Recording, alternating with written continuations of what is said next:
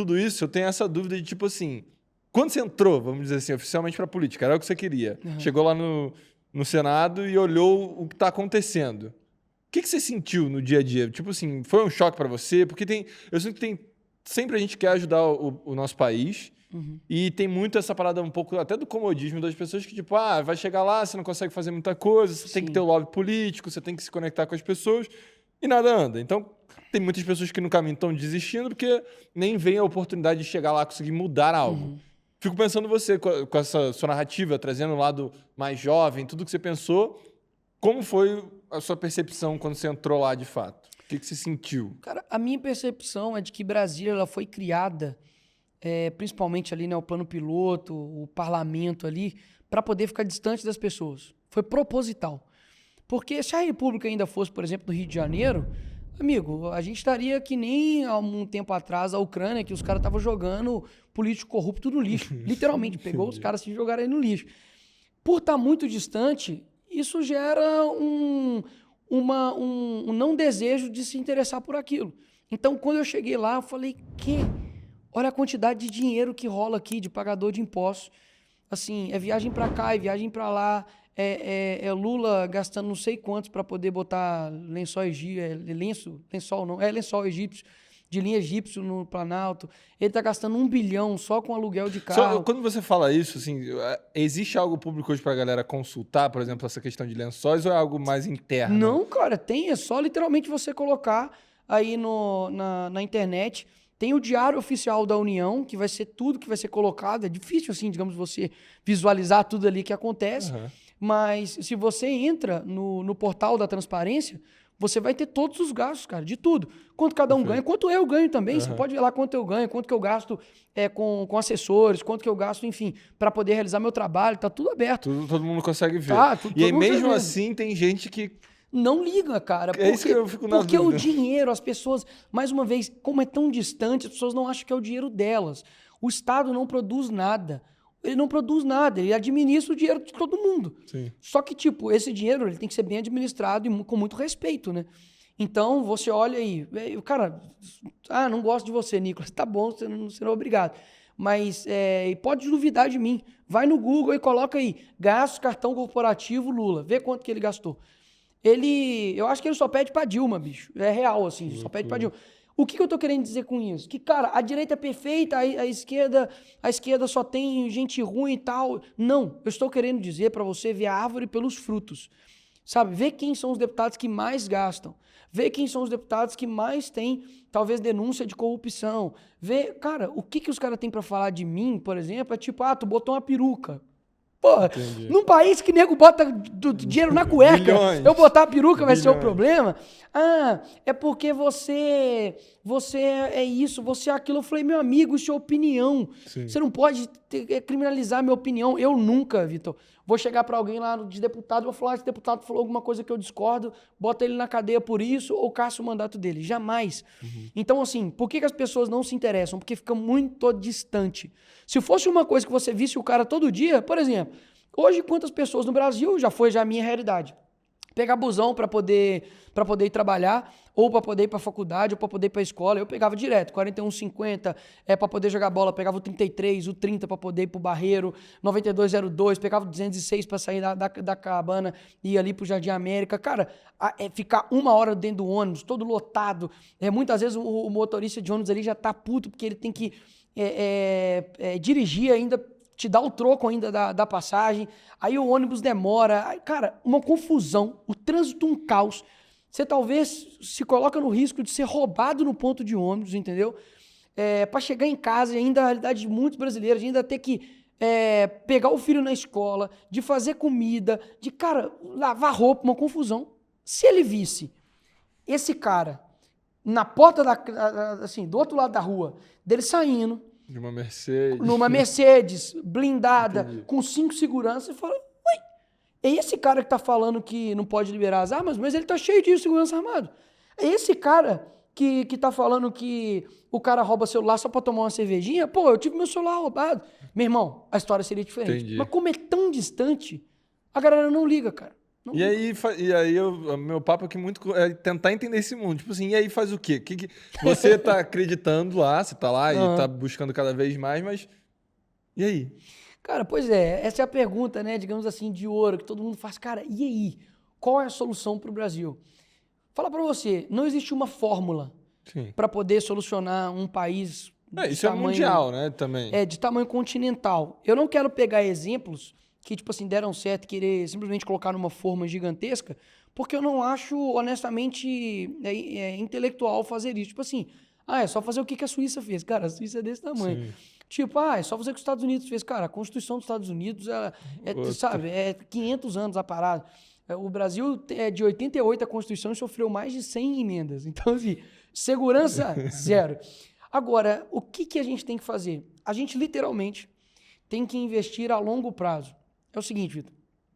Todo país que compreender que a cultura de um país ela é mais importante do que as questões políticas em si, as coisas alteram. Infelizmente, o brasileiro ele só se envolve em temas como política de 2 em 2 anos. Eleições municipais e eleições federais. O presidente, vamos votar porque agora vai salvar. Cara, não vai ter ninguém que vai chegar naquela cadeira que vai salvar o Brasil. Esquece, esquece. Até mesmo porque se fosse assim, a gente está querendo uma figura messiânica, Sim. tipo um Jesus que chega lá e muda tudo.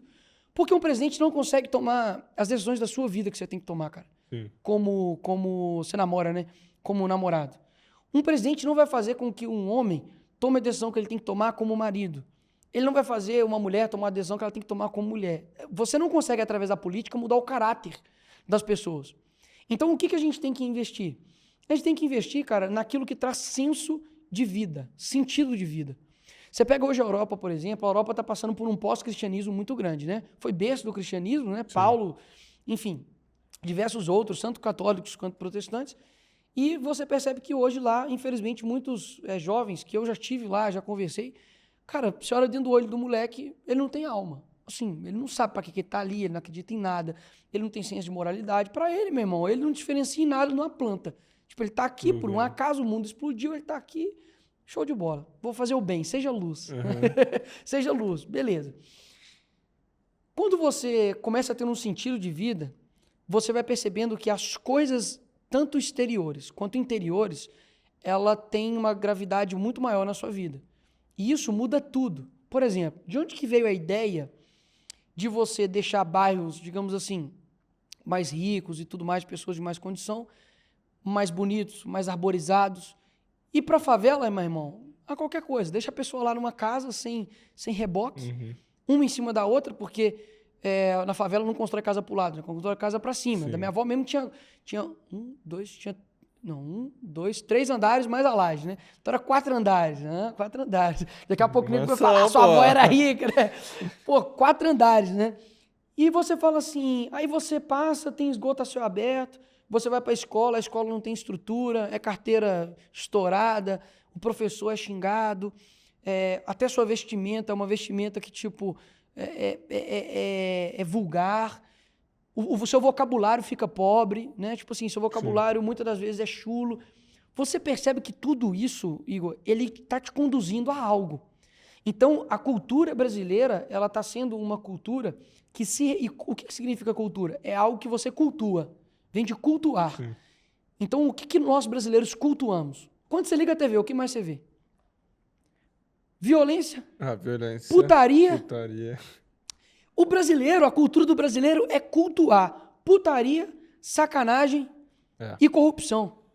Porque é isso que eu não estou zoando. Agora, se você tá aí de tarde, aí, liga a sua TV, eu duvido que no Tela Quente, sei lá, eu nem sei como é que os programas hoje, o nome disso aqui é estranho. Hoje o Instagram de fofoca é uma boa base. Meu irmão, você vê que é lançou... só isso. É que é traição, é não sei o quê. A gente cultua isso, cara. Qual a chance de um país que só cultua sacanagem dar certo?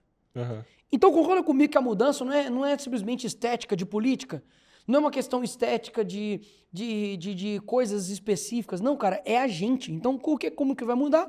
É você sendo um homem, sendo uma mulher de caráter, formando uma família, ensinando aquela família a tomar boas decisões, a ser uma pessoa que cultua seu vocabulário bom, a língua portuguesa, é que uma pessoa que cultua sua vestimenta, é uma pessoa que cultua as coisas que você escuta. Cara, Olha o que a maioria dos meninos hoje escuta, cara. Sim. É pornô pra cego, pô. É mesmo. Pornô cara, pra cego. Eu não sei nem qual quadradinho tá, né? Se é o 8 aí. Hoje já deve estar no 64. É muito louco isso que, assim, de certa forma, vai ter gente, e a gente tá na mesma idade, mas que vai falar, pô, meio careta ter essa perspectiva. Mas a gente volta, acho que um pouco no que você falou, de tanto o ambiente e tanto, cara, independente da religião, o que você acredita, você tá escutando aquilo ali todo Não. dia e entrando na sua Vitor, mente. esquece a religião. Esquece que eu sou cristão. Esquece isso.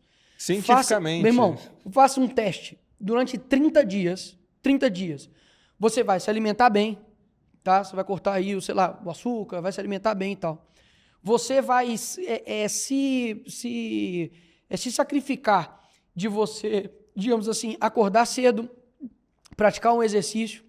Você vai ficar 30 dias sem reclamar, sem sair nenhuma palavra torpe da sua boca, né? Algum palavrão, algo do tipo.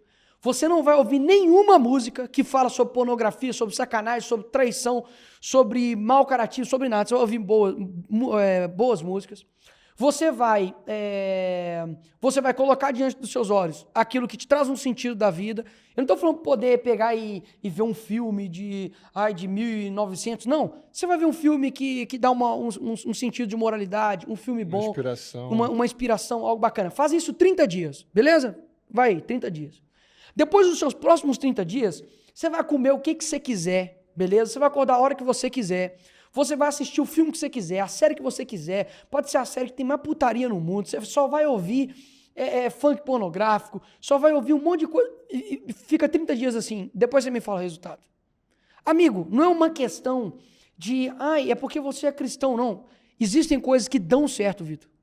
Dão certo. Então, assim, hoje em dia, é até engraçado, que a crítica dessa galerinha frustrada que acabou não formando família porque é escravo das suas vontades, saiu pegando todo mundo, enfim, eu sou livre.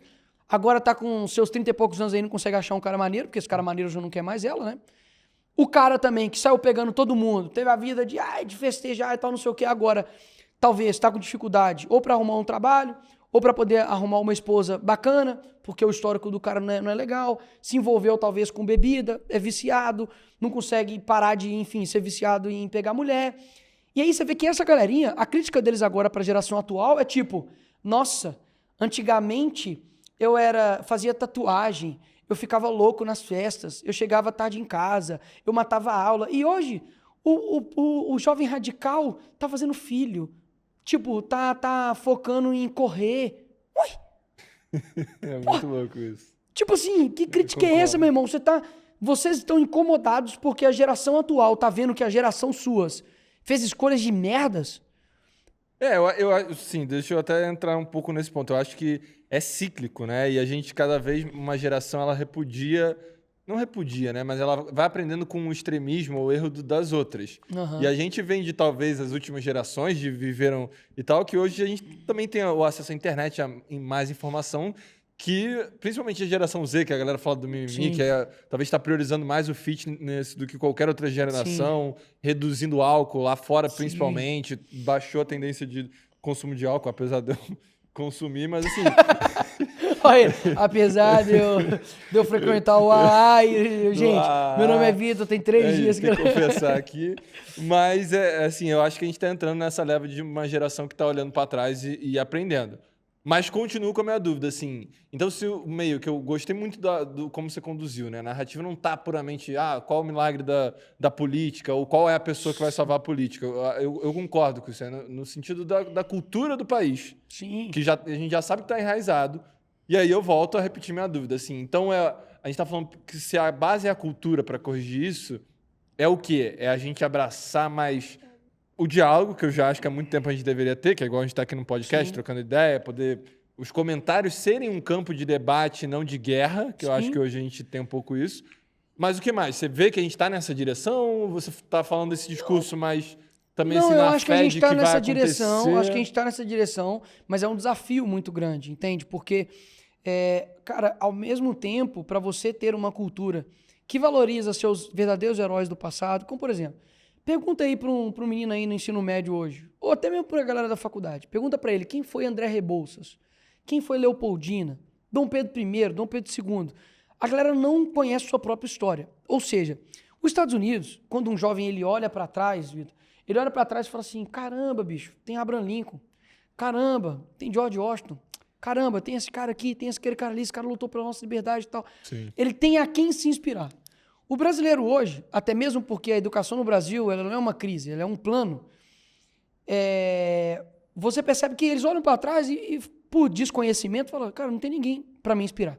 Vou inspirar quem está hoje no hype, quem está hoje famoso. E quem disse, cara, que fama e hype ela deve ser um requisito para você seguir aquela pessoa?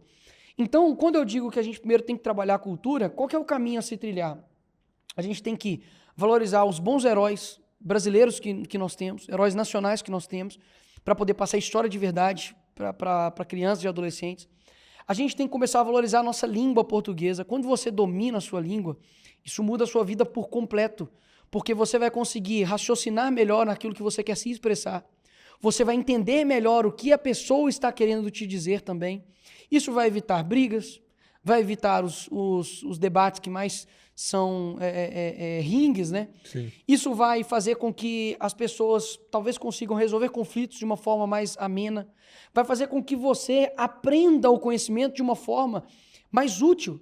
Muita gente entra para a escola e não entende a necessidade da língua portuguesa, sendo que, cara, a sua língua é a forma de comunicação.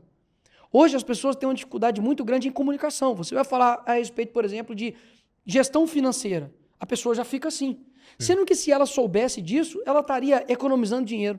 Ela estaria fazendo o dinheiro dela render mais, mas por que ela não tem isso? Porque, primeiro, ela não tem um domínio da língua, ela não sabe sobre cultura, e isso impede ela de ser uma pessoa inteligente. E a inteligência não é a pessoa, digamos assim, já li tal livro. Não, é ser inteligente no seguinte sentido. Saber fazer boas escolhas. Uhum. O brasileiro, ele não sabe fazer boas escolhas. Visto que, por egoísmo, ela só votou num cara, mesmo que tenha condenações, mesmo que todo mundo em volta dele foi preso, votou no cara só porque ele prometeu picanha e cerveja. Assim, ou seja, a falta de conhecimento, Vitor, vai fazer com que vícios dentro de você fiquem maiores do que as suas virtudes. Sim. Então, o vício do egoísmo. Por que o brasileiro é tão egoísta? Por que, poxa, o brasileiro ele é tão sem senso de prioridade? Tem hora que o cara, meu irmão, ele não dá uma educação de qualidade para o filho dele, mas ele tem uma TV de 70 polegadas na casa dele. A casa dele não tem reboco na parede, mas ele comprou um PlayStation 5. Mas quer dizer que essas pessoas não podem ter PlayStation 5, não podem ter televisão? Não, animal, não é isso que eu estou falando. O que eu estou querendo dizer é que o senso de prioridades do brasileiro é sempre imediato. Não é nunca daqui para frente. Construir, né? 4 anos, daqui a 6 anos, daqui a 10 anos. Cara, hoje, Vitor, para você mudar esse país, você não precisa matar ninguém. Você não precisa pegar em armas para poder lutar contra nenhum inimigo. A gente não está em nenhuma guerra externa. Nada. Você não precisa passar frio, você não precisa passar fome. Amigo, os caras na nossa idade, primeiro, já estavam mortos, porque é muito difícil chegar em guerra com a nossa idade. Os meninos de 16 anos, 17, 18, 19, 20, eram recrutados para poder ir para a guerra, para poder defender o seu país em prol da liberdade. Em prol do tipo, cara, se eu não lutar aqui, a minha avó vai ser escravizada, meus parentes vão ser escravizados. Eles estavam pensando em quem? Em neles ou em algo maior do que eles? Gerações futuras. O brasileiro pensa em quê? Em nele ou algo maior do que ele? Então, eu quero só exercitar aqui contigo para a gente conversar mesmo e entender, porque quando você conta dessa versão, eu comparo muito eu que moro lá nos Estados Unidos há 9 anos. Sim. E eu sinto no final do dia, se eu parar para analisar friamente, que o americano, individualmente, ele é uma pessoa mais fechada e mais egoísta até do que o brasileiro. E assim, aqui a gente tem um senso de... Por mais que você esteja trazendo uma narrativa que eu consigo entender, mas um senso de coletividade, de se ajudar. Até quando eu fui na própria Rocinha mesmo, não sou de uma realidade que nasci dentro da comunidade, de favela. E quando eu cheguei lá, eu tive um senso de energia do povo de dentro da Rocinha, de união entre eles. Tipo assim, para conseguir viver naquela civilização, que é o que você falou, montou 4 casas para cima, se pega fogo em um, a galera se ajuda e joga areia. Então, eu que vivi as 2 bolhas, eu sinto esse senso de de egoísmo maior do americano. E aí você contando a narrativa, e eu também tive uma base que eu fiz intercâmbio de estudo americano, vendo a história, concordo também que o americano vende a história dele para o próprio povo de uma forma muito mais inspiracional. Quem batalhou pela geração se torna referência, e tem também uma recompensa maior da direção do capitalismo. Ou seja, se você trabalha o básico, você vai ter o básico lá para viver e não passar necessidade que aqui no Brasil você não consegue. Então eu fico ainda tentando achar essa lacuna, porque quando você fala que é o egoísmo, eu não sei se resolver. O que é resolver o egoísmo se o senso de união quando a gente precisa, ou quando tem, por exemplo, o impeachment e vai todo mundo pra rua, são coisas que eu, no próprio Estados Unidos, não vejo tanto, não vejo que a nação inteira dos Estados Unidos, óbvio que o sistema lá já está muito melhor.